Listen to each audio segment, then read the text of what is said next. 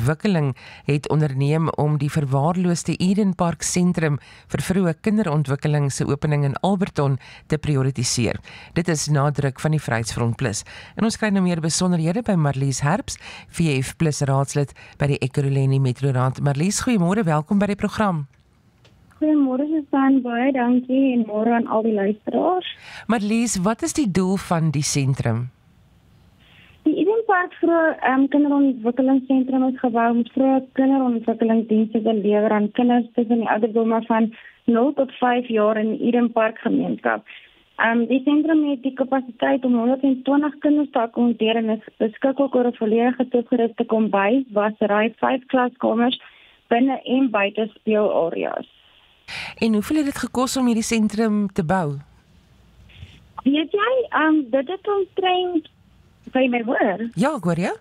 Ekskuus my. Dit het omtrent so 20 miljoen rand beloop en dit was gedoen gedurende ons vorige termyn van 2016 tot 2021. Nou, is daar redes hoekom daar nog geen inname van kinders was by die sentrum nie? Dit lyk asof die oorspronklike plan was dat die sentrum geopen het in Januarie 2022. Maar daar was al reeds 2 onsuksesvolle tenderprosesse wat ondergegaan het. En om geskikte diensverskaffers te vind om die fasiliteite te bestuur. Maar die laaste proses het was in 24 November gekanselleer en in gevolg van al die onsuksesvolle pogings het staan die sentrum ongelukkig nog steeds leeg na 5 jaar. Maar lees nou 'n leesentrum loop natuurlik die risiko van vandalisme. Is daar al skade tot dusver wat aangemeld is? Daar is skade aan die sentrum. Daar is maar jy weet, hulle is ook nog nie so suksesvol nie. Daar is al sekuriteitsligte aan die agterkant van die bou gesteel.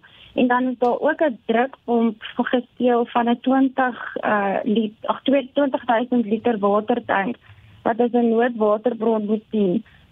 En dan is die terrein ook soos 'n vuil en oorgroei met onkruid en die gebou is se ver begin afdop en die gebou is verwaarloos. Dit lyk amper asof mense daardie 20 miljoen maar net so in die water in die trein kon afgegooi het. Dis reg, dis dit voorkom op die stadium. Marlies, so wit olifant wat daar staan en daar is nog steeds 'n groot behoefte in die gemeenskap vir vroeë kinderontwikkeling. Ek het vroeër ook genoem dat die burgemeesterskomitee lid vir maatskaplike ontwikkeling onderneem het om hierdie sentrum oop te maak. Wat moet nou gebeur? Nog volgende druk van ons kant af vir die burgemeester en die NNC die probleme op die prioriteitslys geplaas. NNC Tulsi het bevestig dat sy deur die burgemeester met sy hoofstrategie beampte sy bevestig dat hulle dit gaan opvolg en dit gaan 'n spreekpunt wees met hulle volgende 1-op-1 vergadering. Nou, ons sal dan weer ook met jou opvolg om uit te vind hoe dit dan daar gaan. Marlies, maar ek waardeer dat jy tyd gemaak het om vanoggend met ons te gesels. Baie dankie.